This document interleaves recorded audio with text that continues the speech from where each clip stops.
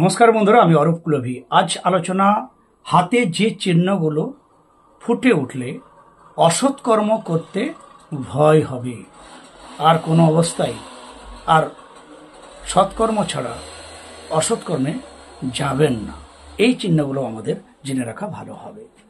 তাহলে এই বিষয়ে যদি আমরা আলোচনা করি, আমাদের এই হস্তকরতন, সবাই হয়তো বলবেন বৃহস্পতিতে চতুষ্কোণ ক্রস, অবশ্যই, কিন্তু এর আর আগেও কিছু অবশ্যই চিহ্নের কথা আমি বলবো। দেখবেন, এই যে আমাদের শনিস্থান, এই শনিস্থানে অনেকের আড়ি রেখা নিয়ে ভয় হয়। অনেকের এরকম আড়ি রেখা থাকতে পারে, একটা দুটো। তো এই শনিস্থানে আড়ি রেখার উপরে ধরে এই ধরনের দুই একটা সাইন তৈরি হয়। যেদিন থেকে তৈরি হবে সেদিন থেকে আপনি অসৎ কর্ম করতে ভয় করবেন, সৎ পথে চলার প্রবণতা জেগে উঠবে।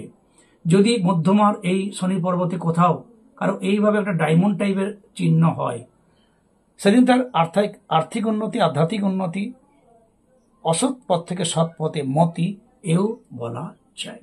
তাহলে শনিস্থানের ঊর্ধ্বমুখী রেখা, আড়ি রেখা থাকলেও, আড়ি রেখা থাকা বাধার কারণ, কিন্তু আড়ি রেখার উপরে যখন ঊর্ধ্বমুখী রেখা তৈরি হবে একাধিক, সেখান থেকে তার সৎ পথে মতি, সৎ পথে উন্নতির একটা সিগন্যাল।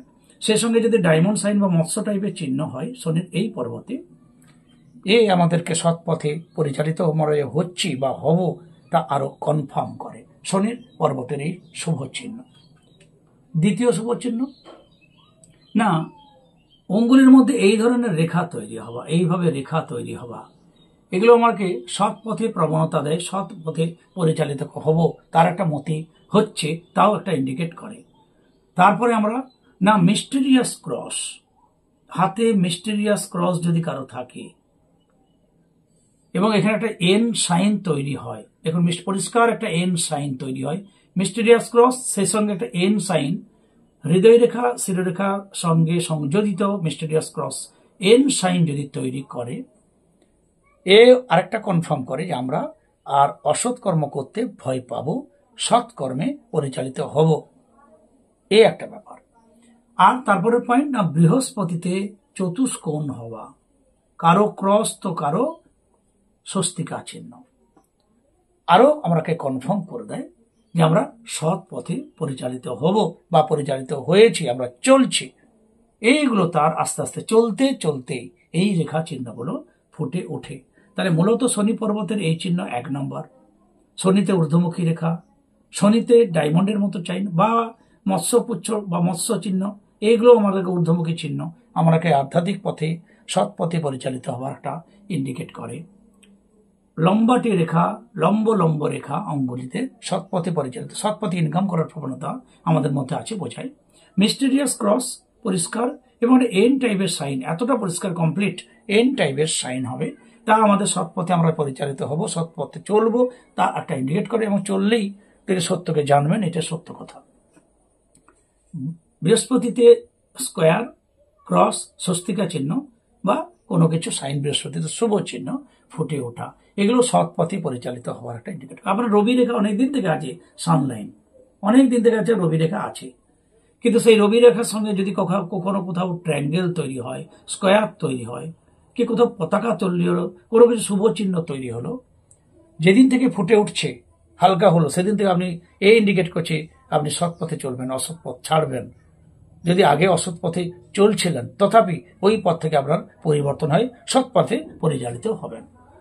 বন্ধুরা, এই চিহ্নগুলোর মধ্যে যত বেশি থাকবে, তিনি তত বেশি সৎ পথে হাঁটছেন বা হাঁটবেন তা প্রমাণিত করে।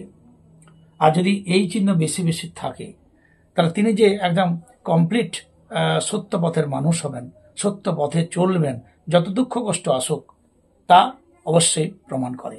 যদি এই চিহ্নগুলো হবার আগে এখানে খুব বসা থাকে, নিচস্ত হয়, এই ধরনের কাটাকুটি ভালো সেভাবে না থাকে, হাত পরিষ্কার হয়, তাহলে বুঝতে হবে আপনার অশুভ আগের কর্মফল ভোগ হচ্ছে, তার জন্য এই চিহ্নগুলো ফুটে ওঠেনি, কিন্তু এগুলো ছিল। অত আগে আপনি দোস্ত রত্না করছিলেন, আপনার রত্নাকরের কর্মফল ক্ষয়ে হয়ে এই চিহ্নগুলো ফুটে উঠছে, আপনি বাল্মীকি মনি হবার দিকে এগিয়ে চলেছেন। অর্থাৎ সত্য পথে চলবো, অসৎ পথে চলবো না, অসৎ পথে চলতে ভয় পাবো, এই ধরনের যদি প্রশ্ন থাকে, এই চিহ্নগুলো সর্বপ্রথম আমাদের সেই চিহ্ন, যা থাকলে আমরা নিশ্চিত হব যে আর পরে আর অসৎ পথে আমরা চলবো না। আর যদি কমপ্লিট এই চিহ্নের সঙ্গে আরও ভালো ভালো সামুদ্রিক চিহ্ন, কোথাও পতাকা চিহ্ন ফুটে উঠলো, কোথাও একটা ভালো মৎস্য চিহ্ন, কোথাও বা রথ চিহ্ন হয় অনেকের, হ্যাঁ এরকম, তাহলে কোথাও করে এই শুভ চিহ্ন শঙ্খ চক্র গদা পদ্ম চিহ্ন যদি ফুটে ওঠে, তাহলে আপনি কমপ্লিট আধ্যাত্মিক মানুষ, আপনি ঈশ্বরের দিকে গিয়ে চলেছেন। ঈশ্বরই জানেন হয়তো আপনি কবে লাভ করবেন তাকে, কিন্তু আপনি যে কনফার্ম সেই ঈশ্বরের দিকে এগিয়ে খুব কাছে, তা তো জোর গলায় অবশ্যই বলা যায় জ্যোতিষশাস্ত্রের থিওরি অনুযায়ী। আর এই বিষয়ে আমার ক্ষুদ্র অভিজ্ঞতা অন্যান্য দিনের মতো আজকে আপনাদের একটা ছোট্ট ভিডিওর মধ্যে দিয়ে শেয়ার করলাম। যদি কোনো বন্ধুর কাজে লাগে, যদি সাবস্ক্রাইব না করে থাকে প্লিজ সাবস্ক্রাইব করে সঙ্গে থাকবেন, সুচিন্তিত মতামত দেবেন। সবাই ভালো থাকবেন। জয় গুরু, জয় গুরু।